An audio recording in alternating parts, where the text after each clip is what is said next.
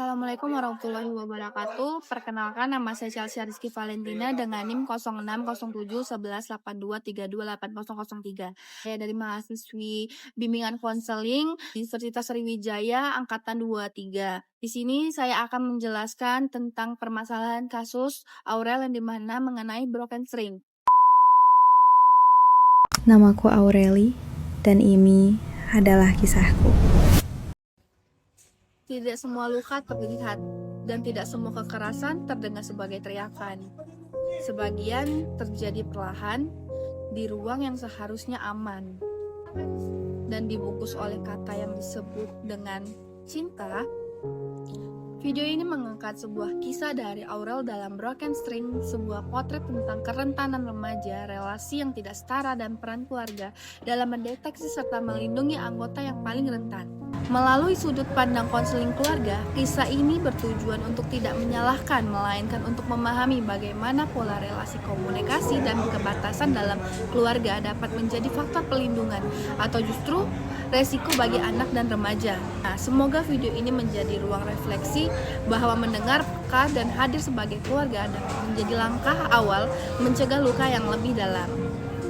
Kisah Aurel menggambarkan dinamika permasalahan keluarga dan relasi yang kompleks, yang dimana kerentanan psikologis remaja bertemu dengan kurangnya perlindungan, batasan, dan pendampingan yang memadai dari lingkungan terdekat. Aurel tumbuh dalam keluarga dengan kondisi ekonomi yang sulit, pola asuh protektif namun bercampur dengan kontrol dan rasa takut serta pengalaman penolakan sosial sejak kecil. Nah, kondisi ini membentuk kepribadian Aurel yang patuh, pemalu, sulit menolak, dan cenderung menyalahkan diri sendiri. Nah, dalam konteks konseling keluarga, hal ini menunjukkan pola relasi yang tidak seimbang. Nah, di mana anak belajar bahwa cinta dan penerimaan harus dibayar dengan kepatuhan. Saat memasuki dunia kerja di usia yang sangat muda, Aurel menghadapi tekanan peran sebagai pencari nafkah dan figur dewasa yang sebelumnya kesiapan emosionalnya terbentuk. Keluarga berfokus pada kesempatan dan keberhasilan, namun kurang menyadari resiko psikologis dan relasional yang menyertai posisi tersebut. Permasalahan utama muncul ketika Aurel menjalani hubungan dengan pasangan yang jauh lebih dewasa. Relasi ini berkembang secara tidak setara, ditandai oleh manipulasi emosional, kontrol berlebihan, serta tekanan terhadap batasan pribadi, serta pengembalian kesalahan atau yang bisa disebut dengan glass listing. Aurel kesulitan mengenali kekerasan karena perilaku tersebut dibungkus dengan kata narasi cinta, perhatian, dan pengorbanan. Nah, dalam konteks keluarga, terdapat kesenjangan komunikasi dan deteksi dini di mana perubahan perilaku Aurel menjadi cemas, tertutup, tekanan, tidak sepenuhnya tercatat sebagai tanda bahaya. Dalam konteks keluarga, terdapat kesenjangan komunikasi dan deteksi dini, di mana perubahan perilaku Aurel menjadi lebih cemas, tertutup, tertekan, tidak sepenuhnya terbaca sebagai tanda bahaya. Aurel pun tidak merasa aman untuk mengungkapkan pengalaman traumatisnya karena rasa takut, malu, dan keyakinan bahwa dirinya yang bersalah. Nah, secara keseluruhan, inti permasalahan dalam kisah Aurel meliputi itu ketidaksiapan psikologis remaja menghadapi relasi yang dewasa.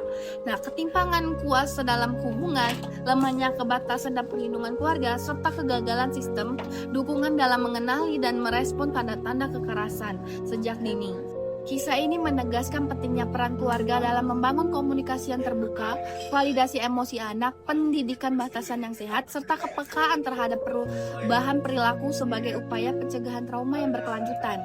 Nah, kisah Aurel dalam Broken String menunjukkan bahwa permasalahan dalam keluarga dan relasi tidak selalu muncul dalam bentuk yang jelas dan mudah dikenalin. Luka psikologis sering tumbuh perlahan melalui relasi yang tidak setara, komunikasi yang tertutup, serta batasan pribadi yang tidak dihormatin. Dalam perspektif konseling keluarga, kasus ini menegaskan bahwa keluarga memiliki peran penting sebagai sistem pendukung utama. Kehadiran orang tua bukan hanya sebagai pengawas, tetapi sebagai pendengar yang aman, peka terhadap perubahan dan perilaku, dan mampunya memvalidasi perasaan anak tanpa ada menghakimi. Ketika anak tidak merasa aman untuk bercerita, maka resiko manipulasi dan kekerasan akan semakin besar.